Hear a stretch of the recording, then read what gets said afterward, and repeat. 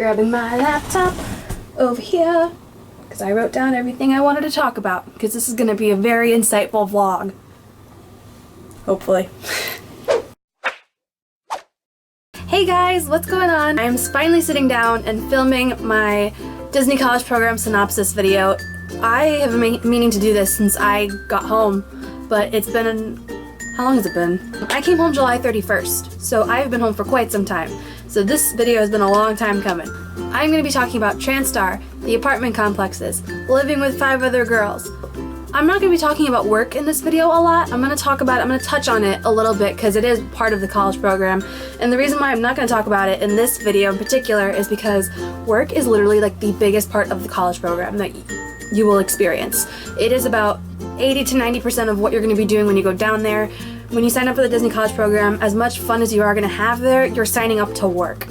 And that being said, I can talk about work for a very long time. I feel like if I were to talk about work, that's all this video would be about. So I figured I might as well make another video talking about work separately. So after this video goes up, hopefully not too long afterwards, I will be making or posting another video about work completely. Especially since I worked in 3 different locations, I figured it made sense to just talk about it in another video. So I'll be talking about training, earning my ears, what it was like working in all those different locations, more into detail in another video.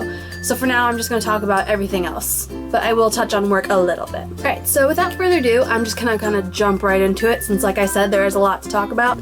I did the Disney College Program in spring of 2015, so I started, my check-in date was January 26th, and my checkout date was June 26th. I was accepted for quick service food and beverage. I did extend my college program, so instead of leaving June 26th, I did stay until July 30th, and when I extended, I got the role of main entrance operations, and I ended up working at a different location. So the first thing I'm going to talk about is the apartments. So we lived in a 3-bedroom in Patterson, and I really liked it.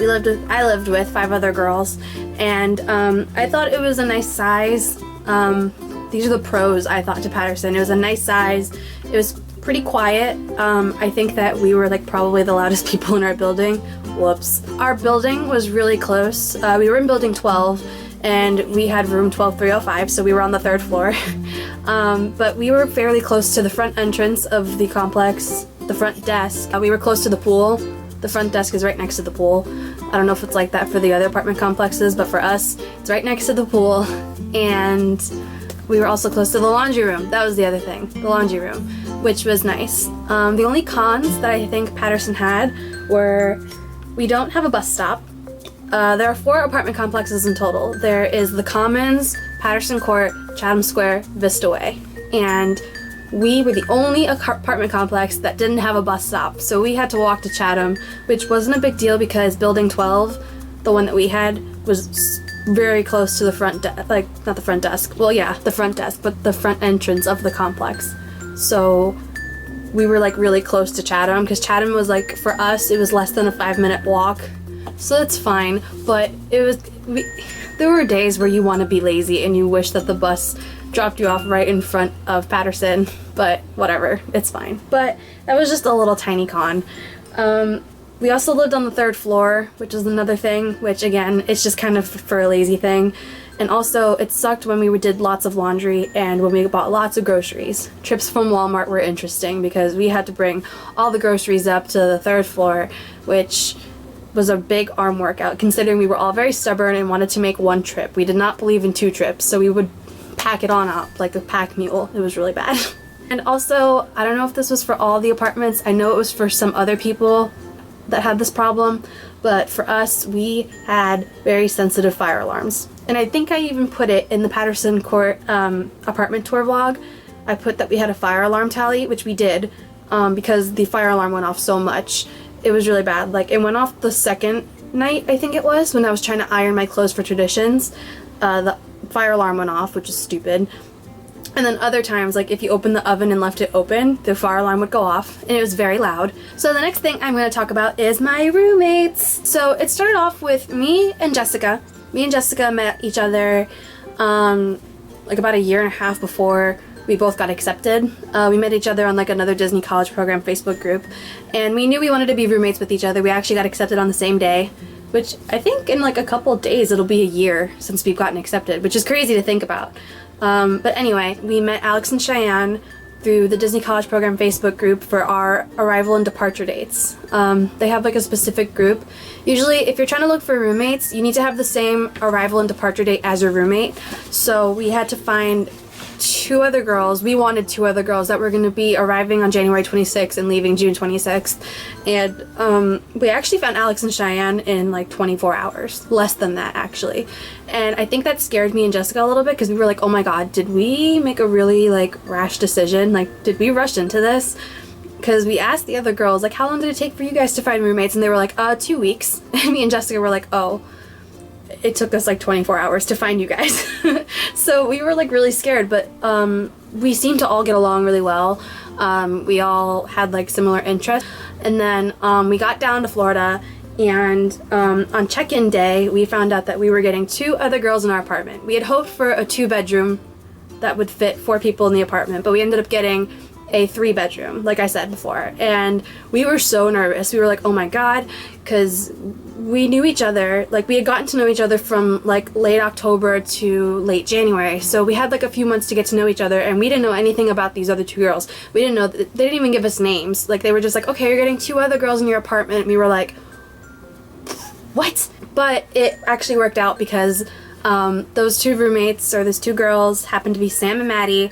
And if you watched any of my old vlogs, you know that they ended up being some of my favorite people that I've ever met in my entire life. And I liked them from the first day. I was like, cool, like I think that this is gonna work out. Maddie took a while to warm up to us because she was really, like I said, she was kind of shy. But once she like warmed up to us, she was hilarious. We thought she was so funny. Sam was hysterical, and she's super outgoing and super cute, and I absolutely love them. And they were like my best friends. I couldn't imagine my college program without them. So don't judge right away. Don't be scared if you don't know who your roommates are going to be, because they could turn out to be some of your best friends.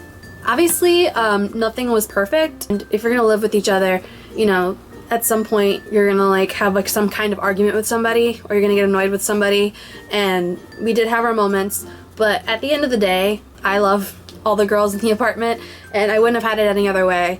And I think we can all agree that, you know, everything worked out the way it needed to, and I couldn't imagine doing the college program without any of those girls.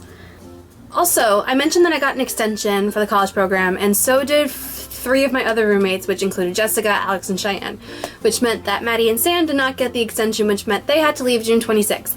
And first of all, we were very upset about it because we had gotten really close with Sam and Maddie, and we, you know, all we knew for 5 months was living with each other. I just hurt my hand with my phone really bad.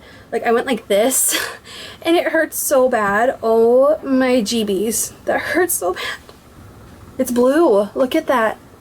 I don't know if it's focused, but it's blue right here. Ouchies. Where even was I? I get so distracted, I swear. As I soothingly try to rub this little thing that happened over here, I will get back on track to, okay, all we knew was living with each other. That's what I said. All we knew was us 6 girls in the apartment. So the fact that we were getting 2 new roommates, we knew this was going to happen. When Sam and Maddie left, we were going to get 2 new girls, and we had no idea who they were going to be, and it was this whole thing of not knowing who we were going to live with again. And especially since, like, I know for me, I worked with some girls who talked about like their living situations, and they hated it, and they were like, I live with these terrible girls, blah blah blah blah, and I was like, I get along with everyone in the house. So like hearing that and knowing that we were going to be getting 2 new girls, I was like, damn, like what if it turns into like a horror story where like we don't get along with these girls and they turn out to be awful. And it actually turned out to be really good. Again, we got really lucky. We got 2 new roommates, Alyssa and Brandy, who for some reason, I never vlogged with them.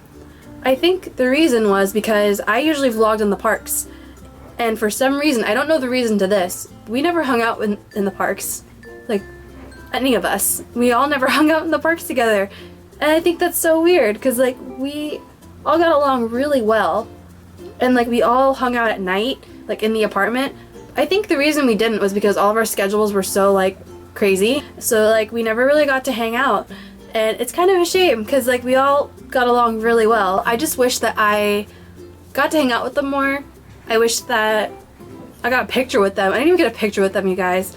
I did film like a little clip of Alyssa, and like I filmed more clips than just the one that I do have of Alyssa, but it was all on Snapchat, and I only saved one video, and it was the video that I put in my last video that I posted, which was the Snapchat video.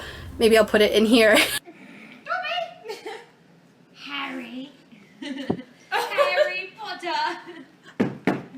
It's like 10 seconds long, and it's just like Alyssa talking about Harry Potter, but that's the only video I have with either of them, and it's really sad. Anyway, I'm gonna move on to the next topic, which is Transtar.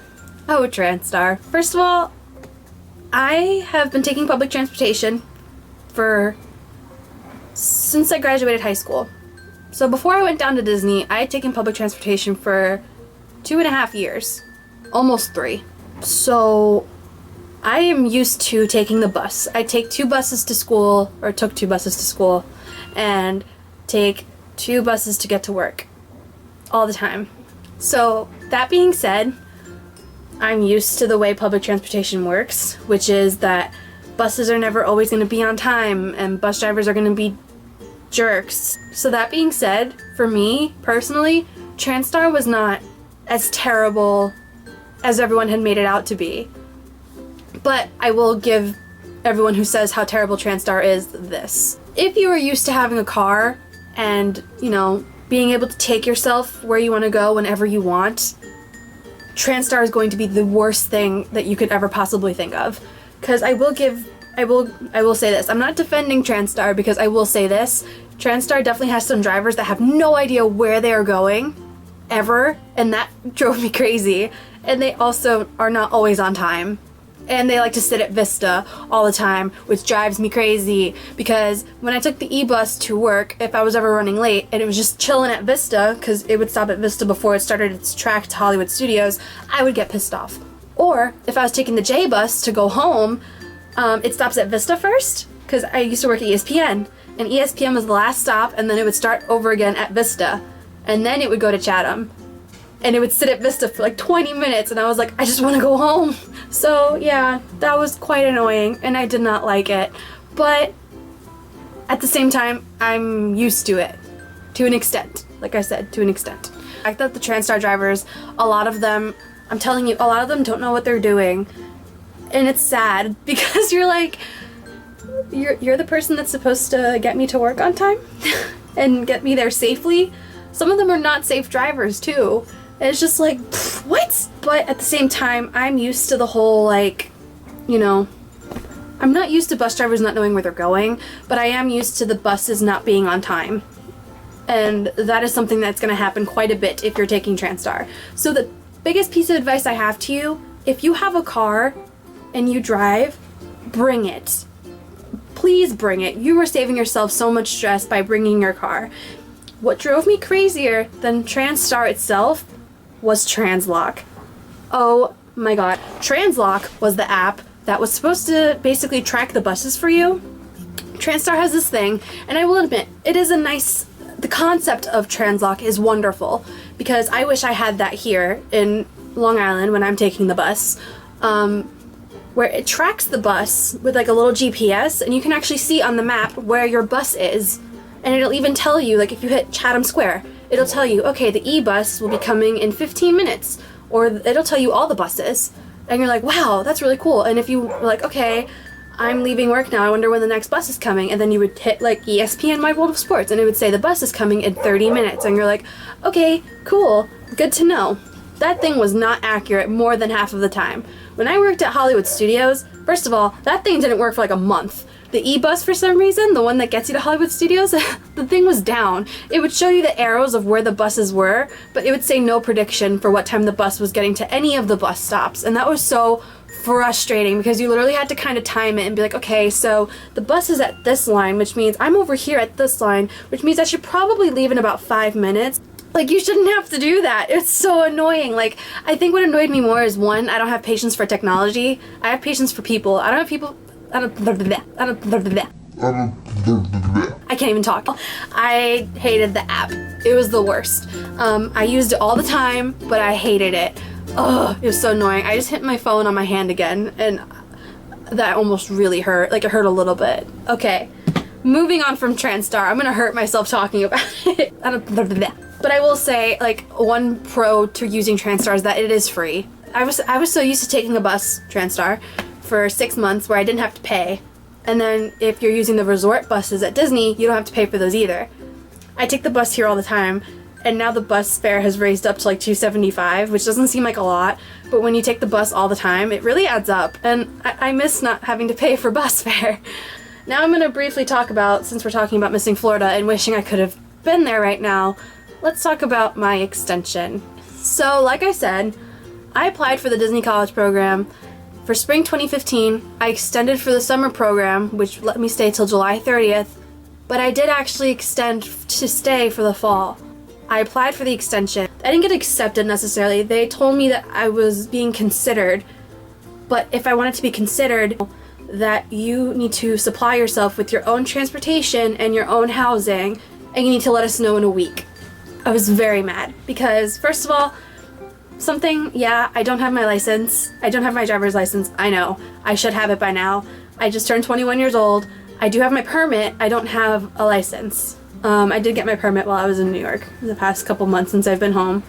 But I don't have a license. And also trying to find an apartment or find people to live with in like a week. And like, cause like I could have emailed them and been like, yeah, I'll consider it, get accepted, accept the offer, and then not find anyone by the time it was time to leave or find an apartment. I couldn't put myself through that just to stay in Disney and get paid the same as a CP. And like, I just thought it was ridiculous, and like I could not do it. I had to go home.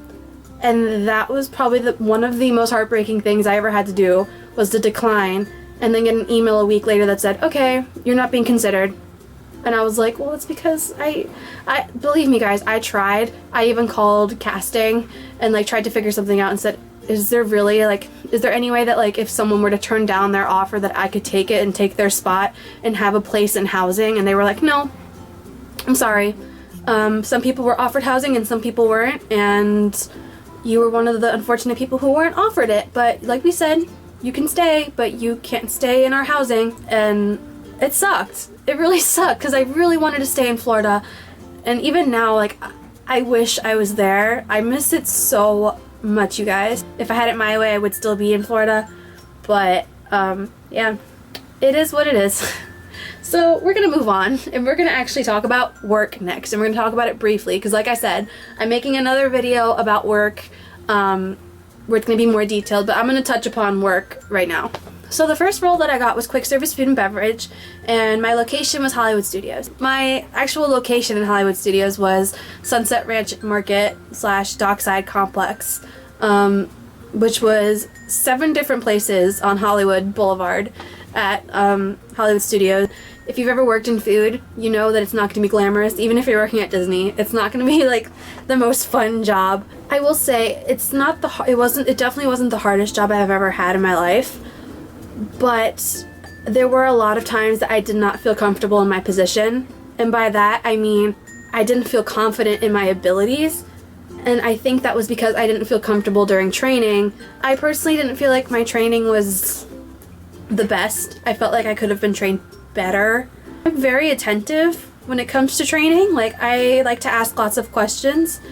But during training, I felt like even if I asked questions, they weren't answered properly. And like, I don't know, I didn't feel comfortable during training. So when it came time to work, I just didn't feel confident in my abilities. And I think that showed, and I think a lot of people / coordinators, one in particular, did not really like me too much for it. Overall, I liked my location a lot more than the job itself. My location was great. I worked with some great people. There were also some people who definitely were not as magical and happy, which made me kind of uncomfortable. And like I said, there were some people that I know that did not like being around me, and I could tell. That being said, I definitely learned that the people that you work with are what make the experience worth what it is. And like I said, I didn't hate my job at Hollywood, and I didn't hate anybody, but there were definitely some people that I did not feel comfortable being around. That's all I'm gonna say about Hollywood. That being said, I was really excited to switch roles. I was so excited because I was going to be doing main entrance and I didn't know where, but I found out about a few weeks after I got accepted for my extension, and I found out I was going to ESPN Wide World of Sports for guest operations, and my reaction was, what? I did not expect that whatsoever. I wasn't disappointed. I was more shocked than anything. I was like, why? And I tried to be really optimistic about it. I will not lie to you, I hated that job. I'm sorry, it was the worst job I've ever had. Ever, honestly. Like, job-wise, I did not like it. I didn't like my location. That was the problem. I didn't like the location. If you like sports, ESPN Wide World of Sports Complex is gonna be the coolest place you could ever work. Like, there's so many, like, baseball fields, soccer fields, all kinds of fields. There's like 12 basketball courts. Sports-wise, so many things to watch. It's incredible. But I don't like sports. When I got there, I thought, you know, like I said, I thought maybe I would be park greeting there, or maybe I would be selling tickets there. And my role was guest operations, which means I can bounce around everywhere. I sold tickets, I parked cars, I didn't park cars, I directed traffic in the parking lot. I was a park greeter. Oh, this is the best job. If you had guest operations for the day as your role, and you were working at a basketball court, you had to sweep the basketball courts in between, during halftime and after and before each game. And also you would have to switch out the basketballs depending on if girls were going to be playing or kids under 6th grade were going to be playing. And I was like, when I got main entrance, I did not know I was going to be sweeping basketball courts. So that being said, I was not very happy with my location in the slightest. I was, in fact, very disappointed and very frustrated that I would even get put there. It's not a bad place to work, it just was not the place for me. Like, I worked with so many people who love their job. Like, all the part-time people or the full-time people, they love their job. And I personally never understood it because I don't like sports. Seeing someone like their job so much, it's like, okay, if they like it so much, maybe one day I'll like it that much.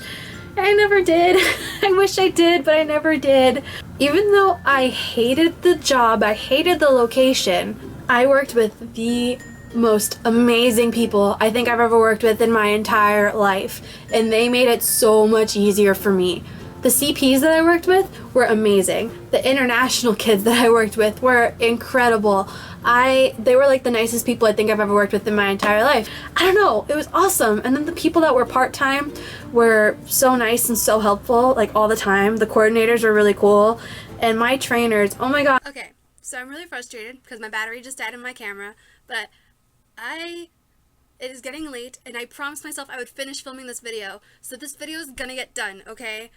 On my webcam, even though the quality is crap, but whatever. Anyway, I was saying that my trainers, I think that's where I left off, my trainers were so nice at ESPN, and it was a completely different training experience from what I had at Hollywood Studios. Not that my trainer at Hollywood Studios was not nice. My trainer at Hollywood Studios was very nice, but, like, it was such a different experience. Like, everyone was like, I don't know, I felt more comfortable knowing what I was doing.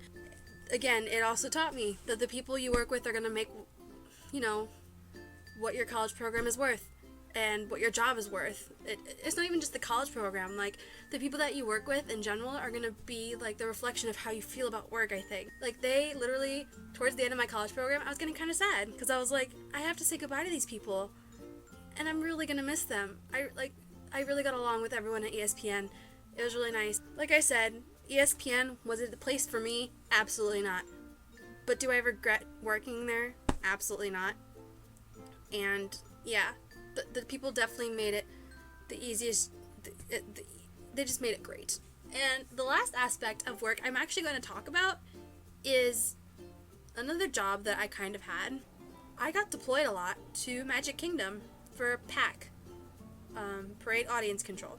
And I remember being really nervous for my first PAC shift. Right after we finished training, I trained for a week.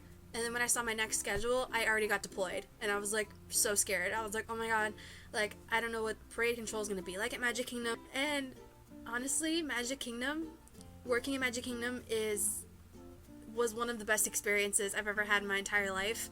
And working in PAC, even though it was not my job, I was just deployed, was the best job I think I've ever had in my entire life.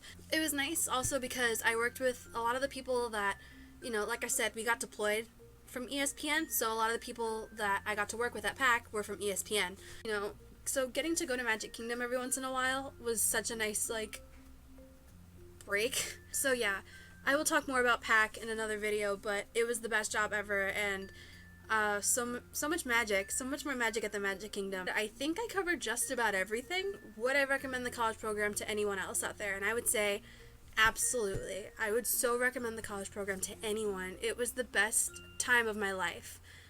But I am going to tell you a few things before I say, yeah, go ahead, do it. It's so much fun. Just know that, yes, you do get to go into the parks and play for free, and you have Disney World as your backyard, and it's super awesome getting to do that on your days off or before work, after work. But know that signing up for the college program, you're signing up for an internship. You're not signing up to play. I said that before, I think, but just know that you are not signing up to go and play. You are signing up to work, and be prepared to work more than you do play.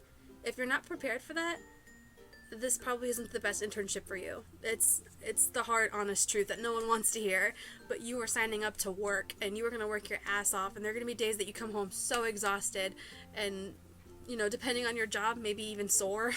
Like, if you're, like, bending down a lot, or, like, picking things up, and you're gonna be exhausted. It's physically exhausting, honestly. And I can tell you right now that not every single job and every single location is gonna be magical.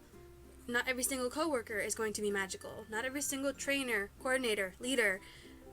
Not everything is going to be pixie dust and magic. But if you are passionate about Disney, about making people happy, about making magical moments, you're going to have a moment, whether it's as a guest coming into the parks, you know, seeing like a moment happen with another cast member and another guest, and you're going to be like, oh my god, that was so nice, and it's going to touch you. Or you're going to have a moment, you know, as a cast member, if you're lucky, and you're going to be able to make a magical moment with a guest, whether it's something as small as like giving out stickers and calling a little girl princess and seeing their face light up, or, you know, maybe, again, if you're even more lucky, you'll get a chance to interact with Make-A-Wish children. Unfortunately, I never did. It touches you. It really does.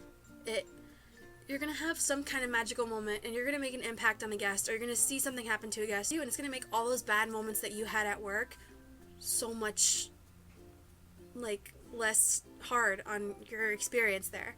Like, there were days that I really wanted to, like, just forget everything and wish that it would be over, because, like I said, the second half of my college program, work-wise, was not the most magical for me, but you're going to have a moment that's going to make all the bad moments disappear, or at least make all the bad moments kind of worth it, if you're that passionate about what you're doing and about your job. And, you know, I wouldn't take back anything. Even though there were days that I wanted to call it quits, I don't regret anything from my college program. And I highly recommend that you guys go do it. That being said, college program applications are actually out right now for, I think, spring 2016, which is crazy, but they're open, and I don't think they're going to be open for that long, so you guys should definitely go apply now, or at least tomorrow, something. Think about it. Think about it before you apply. It is a big deal, but you should totally do it. I 100% recommend it for anyone, except for people who aren't willing to work more than play. I would not recommend it if you're trying to play more than work, because it's not going to work. Anyway, thank you guys for watching this video. There was a lot of stuff in this video. I hope you guys find that video somewhat insightful about the college program, and like I said, I'm going to be making another video talking about work more in detail. Hopefully the battery won't die on my camera next time. Thank you guys for watching, and I will see you all really soon in the next video. Bye!